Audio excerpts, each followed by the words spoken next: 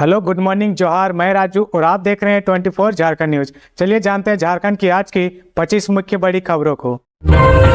LPG की कीमत में कटौती कर केंद्र का राजनीतिक फैसला, सूबे के वित्त मंत्री ने किया स्वागत। एलपीजी की कीमत में कटौती का झारखंड सरकार के वित्त मंत्री डॉक्टर रामेश्वर उरांव ने स्वागत किया है। साथ ही उन्होंने केंद्र सरकार के इस फैसले को राजनीतिक फैसला भी बताया है। उन्होंने एलपीजी की कीमत में 200 रुपए कटौती को टू लिटिल टू लेट बताया है। केंद्र की मोदी सरकार ने एलपीजी की कीमत में 200 रुपए प्रति सिलेंडर की कटौती कर दी है। इसका फायदा उज्ज्वला योजना के लाभार्थियों को मिलेगा। उज्ज्वला के लाभार्थियों को पूर्व से ही 200 रुपए की सब्सिडी मिल रही थी, इस लिहाज से उनको 400 रुपए का फायदा हुआ है। अब उज्ज्वला के लाभार्थियों को 703 रुपए में सिलेंडर मिलेगा। इस फैसले को रक्षाबंधन का तोहफा बताया गया है। दूसरी तरफ केंद्र के इस फैसले पर राजनीति भी शुरू हो गई है। झारखंड के वित्त मंत्री सह प्रदेश कांग्रेस के पूर्व अध्यक्ष रामेश्वर उरांव ने केंद्र के इस फैसले का स्वागत करते हुए सवाल भी खड़े किए हैं। उन्होंने कहा कि वर्तमान में ज्यादातर लोग घरों में एलपीजी का इस्तेमाल करते हैं। कोयला और लकड़ी की खपत कम हुई है, लेकिन एलपीजी की कीमतें लगातार बढ़ती रही। खासकर साल 2014 के बाद महंगाई तेजी से बढ़ी है। इसको रेगुलेट करना चाहिए, लेकिन ऐसा नहीं हो पाया। उन्होंने केंद्र के इस फैसले को टू लिटिल टू लेट बताया है। उन्होंने कहा कि यह काम बहुत पहले होना चाहिए था। लोकसभा विधानसभा चुनाव तक टल सकता है झारखंड नगर निकाय चुनाव। झारखंड में होने वाला नगर निकाय चुनाव लोकसभा और विधानसभा चुनाव तक टल सकता है। कैबिनेट के निकाय चुनाव में ओबीसी आरक्षण की सीमा निर्धारित करने के लिए पिछड़ा वर्ग आयोग के गठन की मंजूरी 26 जून को दे दी गई थी, लेकिन 2 महीने से अधिक समय बीतने के बाद भी आयोग का गठन नहीं हो पाया। ऐसे में 2023 में निकाय चुनाव होना संभव नहीं लग रहा है। वहीं अगले साल लोकसभा और विधानसभा चुनाव होने वाला है। ऐसे में निकाय चुनाव लंबा टल सकता है। ओबीसी आयोग के अध्यक्ष का पद न्यायिक पदाधिकारियों के लिए सुरक्षित है। बताया जाता है कि सरकार को इस पद के लिए योग्य उम्मीदवार नहीं मिल रहा, इसलिए सरकार अब आयोग के गठन के नियम बदलने पर विचार कर रही है। न्यायिक पदाधिकारियों की जगह सामाजिक राजनीतिक सरोकार से जुड़े व्यक्ति को भी अध्यक्ष नियुक्त किया जा सकता है। अगर अगले 1-2 महीने में आयोग का गठन हो भी जाता है, तब भी आयोग को ओबीसी का सामाजिक, शैक्षणिक और आर्थिक सर्वेक्षण करने में 3 से 4 महीने का समय लगेगा। फिर सरकार आयोग की अनुशंसा के आधार पर ओबीसी आरक्षण की सीमा तय करते हुए चुनाव कराने पर विचार करेगी। भगवान भरोसे चल रहा कोल्हन में कई आंगनबाड़ी केंद्र, बच्चे को नहीं मिल रही मौलिक सुविधाएं। बलिया कुदुर आंगनबाड़ी केंद्र किराए के भवन में संचालित है। सेविका हीरा मुनि हेम्ब्रम ने बताया कि इस आंगनबाड़ी केंद्र में 30 बच्चे रोज आते हैं। 150 मीटर दूर से पानी लाना पड़ता है। 4 माह से पोषाहार नहीं मिला। बच्चों के मनोरंजन के लिए कोई साधन नहीं है। सुविधा के नाम पर आंगनबाड़ी केंद्र में कुछ भी नहीं है। पश्चिमी सिंहभूम जिला अंतर्गत चक्रधरपुर के कई आंगनबाड़ी केंद्र आज भी बुनियादी सुविधाओं से महरूम है। चक्रधरपुर में 298 आंगनबाड़ी केंद्र संचालित है। इसमें 142 आंगनबाड़ी केंद्र किराए के भवन में चल रहे हैं। अधिकांश आंगनबाड़ी केंद्र इन दिनों भगवान भरोसे चल रहे हैं। कुदरी बाड़ी आंगनबाड़ी केंद्र के लिए भवन का निर्माण किया गया। इस केंद्र में पानी व बिजली की सुविधा नहीं है। सेविका सुषमा बिरुआ के मुताबिक 4 माह से पोषाहार नहीं मिला है। भवन में पंखा तो लगा है, लेकिन बिजली कनेक्शन नहीं है। शौचालय व पानी का टंकी लगा है, लेकिन टंकी तक पानी पहुँचाने के लिए कोई सुविधा नहीं है। केंद्र व राज्य सरकार पर भड़के असुद्दीन ओवैसी का मुस्लिम समुदाय के साथ हो रहा अत्याचार। डुमरी विधानसभा उपचुनाव में एआईएमआईएम के प्रत्याशी मोबिन रिजवी के पक्ष में चुनावी सभा को संबोधित करने के लिए एआईएमआईएम के राष्ट्रीय अध्यक्ष सांसद असुद्दीन ओवैसी डुमरी पहुंचे। इस दौरान एआईएमआईएम के कार्यकर्ताओं ने गर्मजोशी के साथ ओवैसी का स्वागत किया। इस दौरान काफी संख्या में लोगों की भीड़ उमड़ पड़ी थी।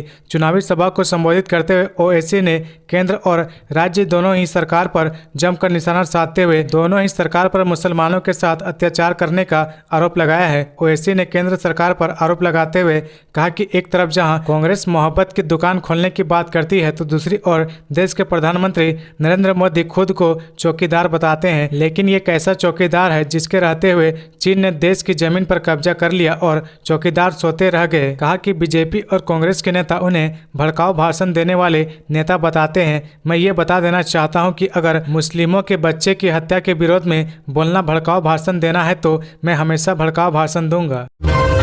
झारखंड हाईकोर्ट ने सेप के 721 कर्मियों को हटाने के आदेश पर लगाई रोक। झारखंड हाईकोर्ट ने सेप 1 और 2 के 721 कर्मियों को हटाए जाने के राज्य सरकार के आदेश पर बुधवार को रोक लगा दी गई है। इसके साथ ही अदालत ने इस मामले में सरकार से जवाब मांगा है। दरअसल राज्य सरकार ने सेब बटालियन में संविदा पर बहाल पूर्व सैनिकों की सेवा 31 अगस्त को समाप्त करने का निर्णय लिया था, जिसके खिलाफ हाईकोर्ट में याचिका दाखिल हुई। अदालत ने अब इस मामले की अगली सुनवाई के लिए 5 अक्टूबर की तिथि निर्धारित की है। इस संबंध में चमरा भेंगरा सहित अन्य ने हाईकोर्ट में याचिका दाखिल की थी। उनकी ओर से वरीय अधिवक्ता अजीत कुमार व अपराजिता भारद्वाज ने पक्ष रखा। हाईकोर्ट के न्यायाधीश जस्टिस डॉक्टर एस.एन. पाठक की अदालत में इस मामले की सुनवाई हुई। आगे बढ़ने से पहले अगर अभी तक आपने इस चैनल को सब्सक्राइब नहीं किया तो प्लीज सब्सक्राइब कर ले, जिससे आपको झारखंड की हर छोटी से बड़ी खबर की अपडेट आप तक पहुंचता रहे।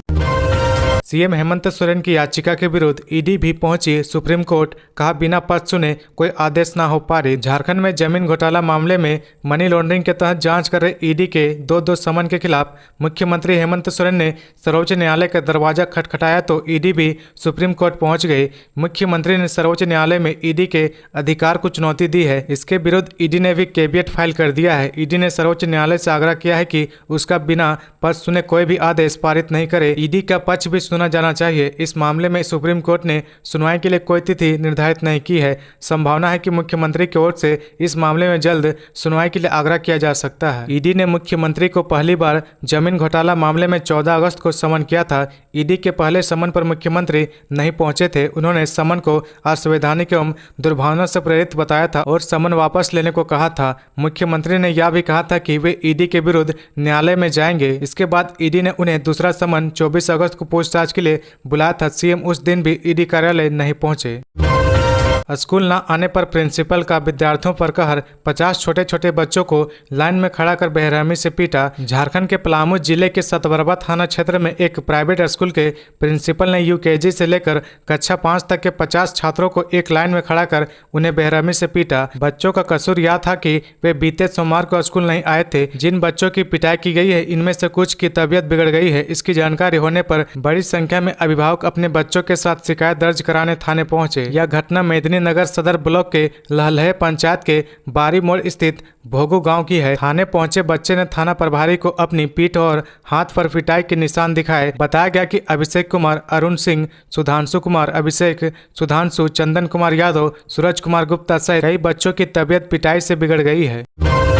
मंत्री बन्ना गुप्ता व सत्यानंद भोक्ता ने बेबी देवी के पक्ष में मांगे वोट, विपक्ष पर साधा निशाना। डुमरी उपचुनाव को लेकर बुधवार को सत्ता पक्ष के श्रम मंत्री सत्यानंद भोक्ता ने डुमरी विधानसभा क्षेत्र के दानोडी, मांगलोहार आदि जगहों में चुनावी नुक्कड़ सभा को संबोधित किया। मंत्री श्री भोक्ता ने कहा कि राज्य के अलग होने के बाद सबसे अधिक सत्ता की चाबी बीजेपी और आजसू के पास रही है। आजसू पार्टी सिर्फ चूल्हा प्रमुख बनाकर महिलाओं को बरगलाने की काम करती है। आजसू के पति सांसद तो पत्नी विधायक और भतीजा केंद्रीय अध्यक्ष है। इसके अलावा किसी की जगह आजसू पार्टी में नहीं है। लोग सिर्फ चुनाव में नजर आएंगे, इसके बाद एक सिल्ली तो दूसरा दिल्ली भाग जाएंगे। उन्होंने कहा कि इससे आजसू वाले रामगढ़, गोमिया, सिल्ली आदि विधानसभा क्षेत्र में चूल्हा प्रमुख बनाया, लेकिन अभी वहां चूल्हा जलाने वाला कोई नहीं है। ऐसा डुमरी को करने आए हैं। इन सभी के झांसे में न आकर इस बार INDIA समर्थित झामुमो प्रत्याशी बेबी देवी को 1 लाख पार मत देकर विजय दिलाना है। इस मौके पर राजद के प्रदेश प्रवक्ता डॉक्टर मनोज कुमार, युवा मोर्चा के प्रदेश अध्यक्ष विनोद भोक्ता,